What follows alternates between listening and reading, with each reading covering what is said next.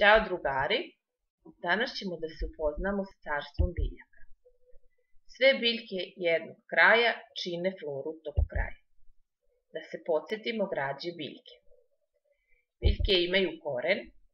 Uloga korena je da pričvršćuje biljku za podlogu i upija vodu i hranljive materije iz zemljišta. Stablo.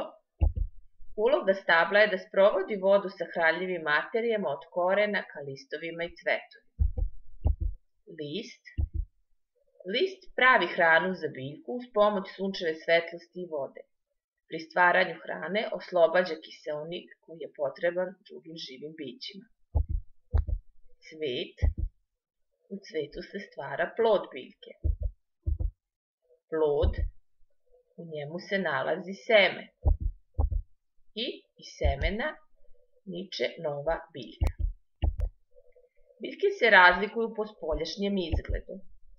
Prema izgledu stabla biljke se dele na drvenaste biljke, one imaju stablo koje je odrvenelo.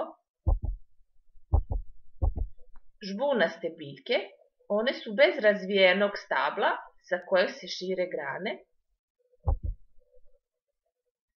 I zeljaste biljke koje imaju meko, sočno i zeleno stablo.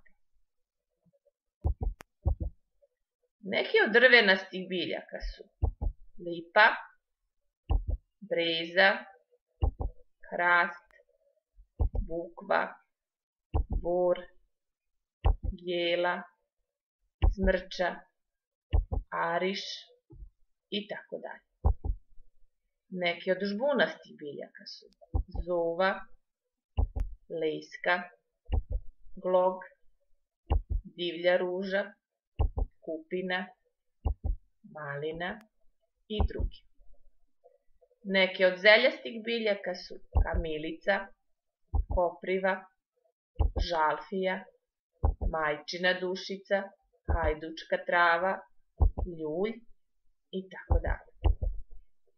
Prema mestu gde rastu, biljke možemo grupisati na one koje žive u vodi i pored vode. To su lokvanj, rogoz, trska, sočivica. One koje žive u šumu, pa na primjer bor, hrast, paprat i druge. One koje žive na livadi, maslačak, bela rada, hajdučka trava, popino prase i drugi. Kao i sva živa bića, i biljke se prilagođavaju uslovima sredine u kojoj žive. Pa tako se i listopadno drveće prilagodilo sredini u kojoj živi. Listopadno drveće štiti se od zime tako što odbacuje lišće u jesen. Lišće odbacuje da bi se sprečilo isparavanje vode preko lišća, jer zimi korenje slabije upija vodu iz zemljišta. Kaktus se prilagodio životu u svojoj sredini tako što ima debelo stablo i listeve preobražene u bulje, kako bi se smanjila površina sa koje se gubi voda. Lokvanj se životu u vodi prilagodio tako što ima dugačko tanko stablo, koje povezuje koren koji je u tlu bare i cvet koji je na površini.